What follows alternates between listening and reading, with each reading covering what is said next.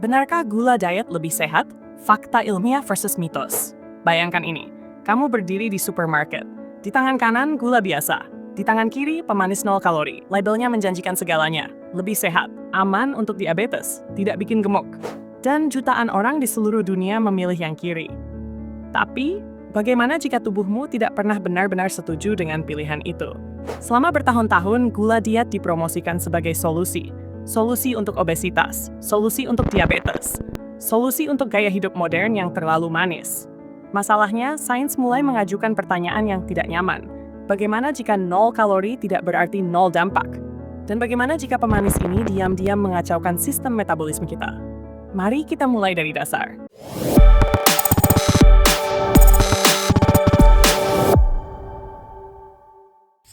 Gula diet bukan satu zat tunggal. Ia adalah kelompok pemanis rendah kalori, baik buatan maupun alami.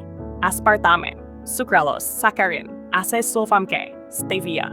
Semua punya satu kesamaan. Rasanya manis tapi hampir tanpa kalori. Masalahnya tubuh manusia tidak berevolusi untuk konsep ini. Bagi otak kita rasa manis selalu punya makna. Artinya energi akan datang. Artinya gula akan masuk ke darah.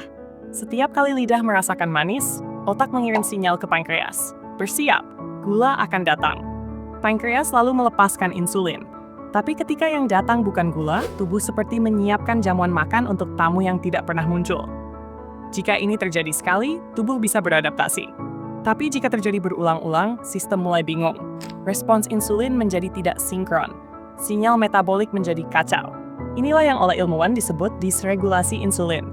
Langkah awal menuju resistensi insulin dan diabetes tipe 2. Ironisnya, disinilah paradoks muncul.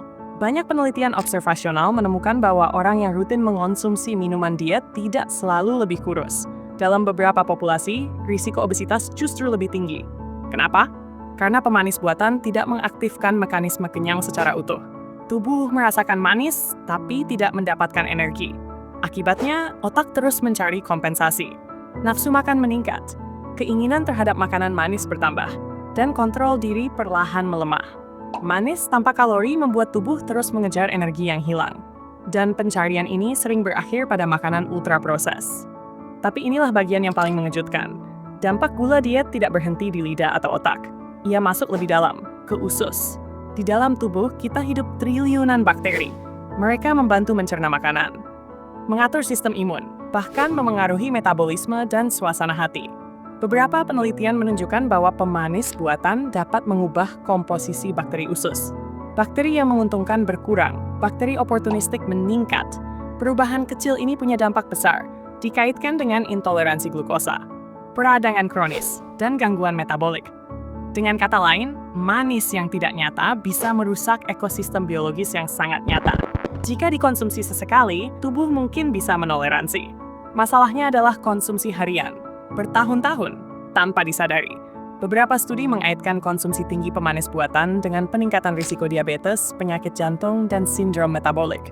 Bukan karena satu kaleng minuman diet, tapi karena paparan kecil yang terjadi terus-menerus. Lalu muncul pertanyaan penting. Apakah gula biasa lebih baik? Jawabannya tidak sesederhana itu. Gula berlebih jelas bermasalah. Tapi gula alami dalam makanan utuh datang bersama serat, vitamin, dan sinyal kenyang alami. Masalah utama bukan rasa manis itu sendiri, tapi ilusi bahwa kita bisa menipu tubuh tanpa konsekuensi. Tubuh manusia bekerja dengan konteks, dan pemanis buatan menghilangkan konteks itu. Jadi, apa yang bisa kita lakukan tanpa menjadi ekstrem?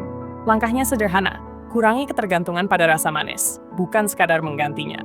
Biasakan air putih, teh tawar, kopi tanpa pemanis. Jika ingin rasa manis, pilih sumber alami dan utuh. Dan yang paling penting, baca label. Karena pemanis buatan sering bersembunyi di tempat yang tidak kita duga. Ini bukan soal pantang total. Ini soal mendidik ulang lidah dan memberi tubuh waktu untuk kembali peka. Kesehatan bukan hasil dari satu keputusan besar. Ia adalah akumulasi pilihan kecil yang diulang setiap hari.